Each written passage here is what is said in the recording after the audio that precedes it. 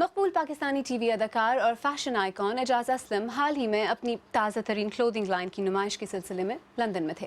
हमारे साथी जीनो अली ने उनसे बात की और पहले उनसे ये पूछा कि पाकिस्तानी फ़ैशन इंडस्ट्री के बारे में अंदरूनी सियासत और सख्त मुकाबले का जो तासुर है वो किस हद तक दुरुस्त है।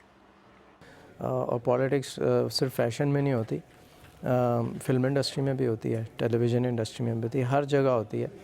और obviously different mindset of people working in the same industry, तो हर कोई अपने अपने लाइक माइंडेड लोगों के ग्रुप्स बना लेते हैं और फिर वो ऑब्वियसली आप एक उसके साथ इंटरेक्ट कर रहे होते हैं तो आपकी एक एसोसिएशन हो जाती है।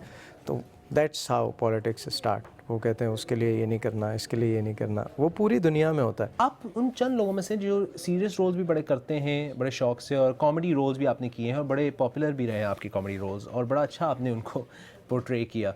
तो किस तरह आप अप्रोच करते हैं इन रोल्स को, जब ड्रामा सीरियस कोई करना हो और जब कॉमेडी करनी हो? मुझे कॉमेडी में भी मज़ा आता है और वो मुझे नेचुरली जो है ना, वो मेरा उसमें एक सेंस ऑफ ह्यूमर अच्छा है। तो जब मैं वो किस दिन मेरा ब्याह होगा कर रहा था तो उसकी स्क्रिप्ट जो थी वो तो यूँ समझे आप, जो फर्स्ट सीज़न मैंने किया था 50% थी उसमें, बाकी मैंने अपना सारा इनपुट डाला था। वो कैरेक्टर किसी ने क्रिएट नहीं किया था, मैंने ख़ुद क्रिएट किया था।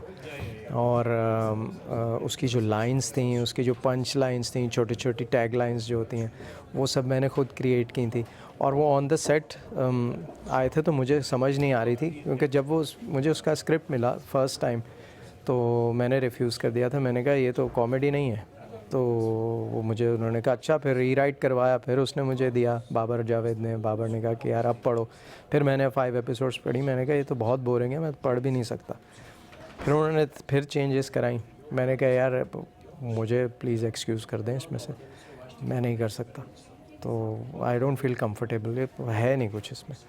तो बेसिकली उसमें उन्होंने फैसल को लड़की का वो कैरेक्टर दिया था और वो स्क्रिप्ट में मुझे लगता था कि वो सारा फोकस उस लड़की के ऊपर है और ये आदमी जो है ये एक ऐसे फजूल सा आदमी है, बेवकूफ़ सा, जो कि उस घर में घूमता रहता है।